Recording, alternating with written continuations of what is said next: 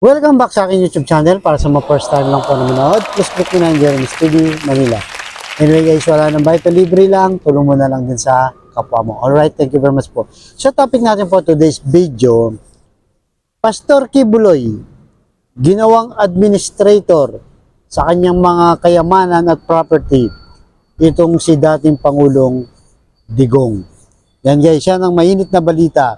So ang sabi dito sa Rappler sa balita, Duterte becomes Kibuloy Group's property administrator. So, ibig sabihin nito guys, siya yung ginawang katiwala administrator sa kanyang mga property. So, kasi ang dami ng problema guys itong si Kibuloy na once na may mangyari sa kanya, o kaya makukulong siya, halimbawa lang guys, siyempre kailangan merong mag-manage na kanyang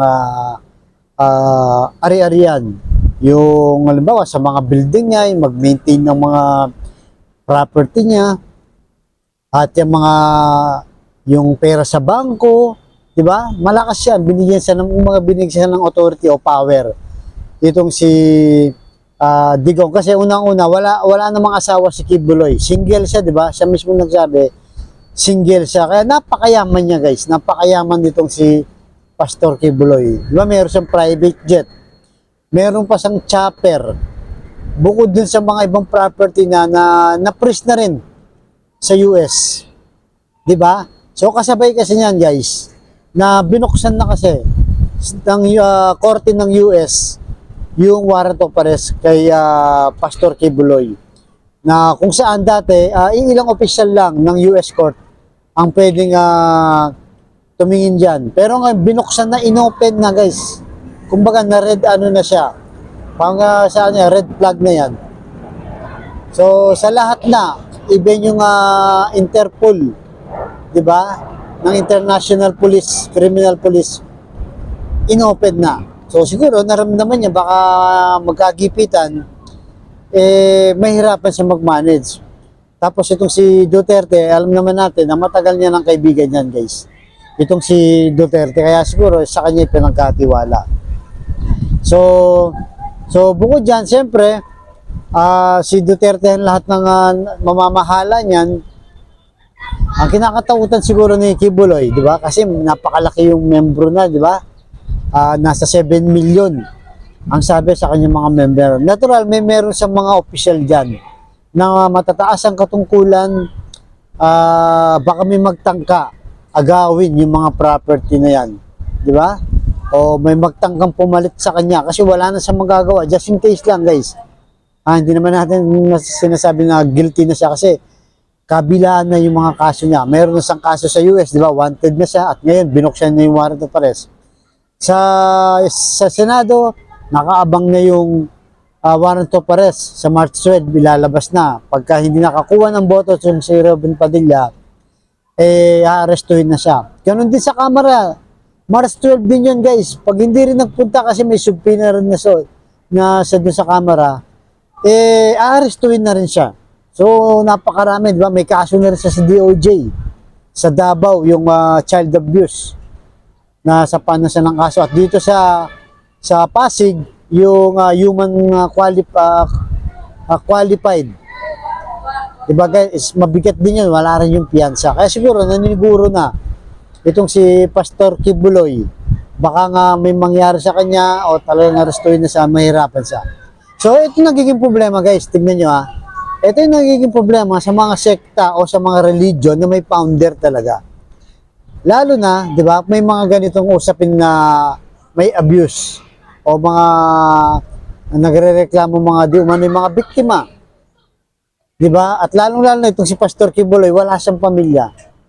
'Di ba? Kaya nga napunta kay Duterte yung administrator na posisyon para pangalagaan at manage yung kanyang mga property. So, yun guys, yun ang nangyari kaya nga ngayon, 'di ba? Nag-aalala yan si Pastor Kibuloy dahil kabilaan na nga mabigat na nga yung kanyang hinaharap ngayon. Na posible siyang maaresto kung may mangyari sa kanya. Kaya nga sa ibang mga relihiyon, ito nagiging problema para si Senyor Aguila. Kapag ang founder, guys, nagloko, at napatunayan na may ganitong mga complaint o reklamo, yun ang magiging problema. Yung property ng kanilang simbahan, kanino mapupunta? Diba? Kanino mapupunta yan? Kung may pamilya yan, ipapasa lang sa pamilya. Alam naman natin yan guys, di ba? Pamilya yan. Ibang-iba sa simbahang Katoliko. Sa simbahang Katoliko guys, ang mangyayari dyan pag nagpalit ng Papa, Santo Papa, si Pope Francis, may iwan yung mga property niyan. Di ba? Sa congregation o sa mismong sa simbahan dahil hindi naman pag-aari ng Santo Papa yan. Siya lang pinaka-head at nagmamanage. Pag-aari ng buong simbahang Katoliko yan. Ganon din sa mga obispo, sa mga pari, di ba? So, yun ang mangyayari guys. Hindi kagaya pag mga itong sekta at yung founder nagka-problema, wala. Talagang ililipat lang sa ibang tao. Kagaya yung nangyari dyan kay Duterte. At kung may pamilya naman, ipapasa lang sa kapatid, sa tatay. Di ba? Sa asawa. Ganun ang nangyayari guys pag mga ibang sekta. Kung magkakaproblema. Kung wala namang problema, wala naman talagang problema guys. Di ba? Tuloy lang ang kanilang sekta. Kaya tayo sa simbahang Katoliko, isa yun sa mga kinakapitan natin kung bakit tayo nagiging solid na Katoliko. Kasi nga, sa simbahan ng pag-aari, ano man ang mangyari sa Santo Papa, mga pare, obispo, kardinal, iiwan lang nila yan sa simbahan ng pag-aari niyan. So, balik tayo kay Kibuloy. Yun na nga guys. So, lahat ng transaction yan. Kaya kung may magtangka na agawin yung mga property ni Kibuloy dahil pag halimbawa na nakulong na nga, may nangyari sa kanya, si Duterte ang magmamanis niyan at lalaban dyan kung sino man yan. Yun na nga lang guys, ang magiging problema naman kung dahil si Duterte ang ginawang administrator, paano pag lumabas naman yung ICC? Di ba? Nawaran to pares, ano kaya ang mangyayari? Di ba? Yun ang isa sa problema na. Kung makita natin guys, talagang buhol-buhol na yung traffic ni Pastor Kibuloy at saka itong si Duterte. Kaya nga galit na galit sila sa administrasyon ni BBM, kay Lisa Marcos at kay Romualdez. Dahil sabi nila, tinulungan to sila si BBM at ngayon sila yung parang naghahabol sa kanila at nagkakaso pa. Di ba? So, yan guys. Ganito lamang kayo guys. Ano sa tingin nyo? Ano sa tingin nyo yung pagpasa ng kayamanan at mga ari-arian ni Pastor Kibuloy kay Duterte? Malaya kayo guys na mag-comment. So, ganito naman po. Abangan nyo sa susunod kong vlog. Thank you very much.